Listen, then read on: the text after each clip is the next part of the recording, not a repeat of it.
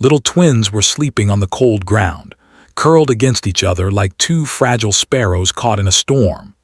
Night had fallen over the Wyoming plains, cold, sharp, unforgiving, and frost had already started to form around their tiny sandals.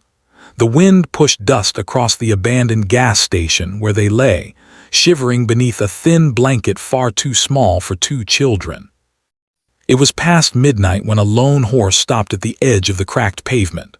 The rider, a broad-shouldered cowboy in a weather-worn coat, pulled down his hat, squinting through the dark.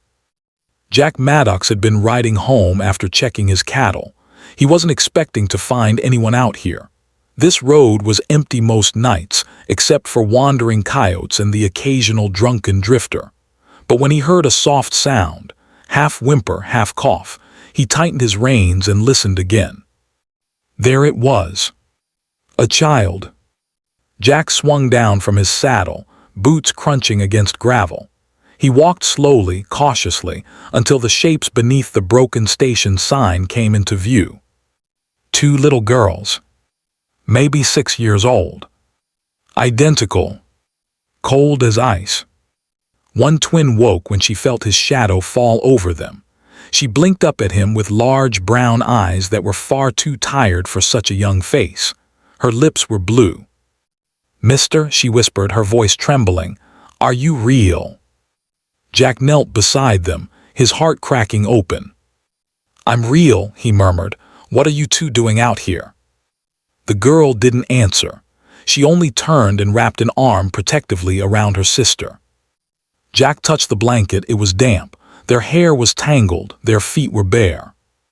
He picked up the first little girl gently and felt her body shake from the cold.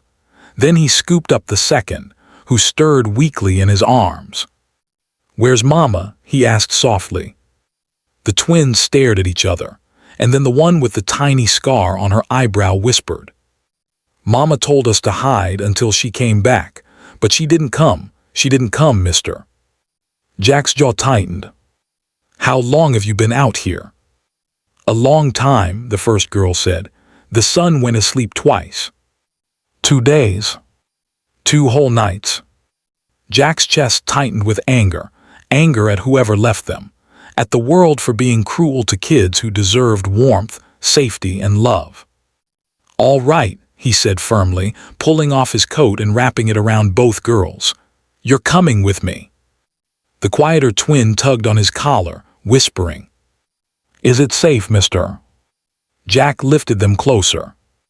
"With me, it is." He placed the girls onto his horse, climbed behind them, and rode through the freezing night toward his ranch. They reached his cabin, a warm wooden home tucked beside a barn, and Jack rushed inside, lighting the fireplace. He sat both girls near the flame, rubbing their hands gently to bring back warmth. They winced but didn't cry. They cried more than enough. "Do you have names?" he asked. The little girl with the scar nodded timidly. "I'm Emma, this is Ella." "Well, Emma and Ella," Jack said softly, "you two are safe tonight." He heated soup, gave them socks, wrapped them in blankets. The girls ate slowly, like they were afraid the food might disappear if they blinked. When they finished, Emma leaned her head against Jack's arm. "Will Mama know where we are?" "We'll find her," Jack promised, though he wasn't sure why saying it made his heart sink. When the girls fell asleep on his couch, curled against each other again but now warm, fed, safe, Jack sat beside them the whole night. Morning came, and the search began. Jack rode into town, the twins bundled on his lap. He visited the sheriff, local motels, old roads, and even the abandoned mining trail. No one had seen a woman with twins. No one reported 2 missing girls. And that terrified him. Days passed. Emma and Ella settled into the ranch as if they'd always lived there. They helped feed the chickens, followed Jack everywhere, laughed when he lifted them high, slept peacefully when he sang them old country lullabies. But they never stopped asking, "Did Mama send a message? Did she come looking for us today? Is she safe, mister?" And every time, Jack's heart cracked a little more. One night when thunder shook the sky and rain pounded the ranch, Emma woke screaming. "She's hurt," she cried. "Mama's hurt." Jack held her in his arms as she sobbed. "Where was she going when she left you?" he asked gently, brushing the wet hair from her face. Emma hiccuped. "She said bad men were coming." Ella added quietly. "She told us to run, she kissed us, then she pushed us behind the sign." Jack's pulse spiked. "Bad men, did you see them?" Emma nodded. "They had a truck and guns." Jack stood jaw clenched.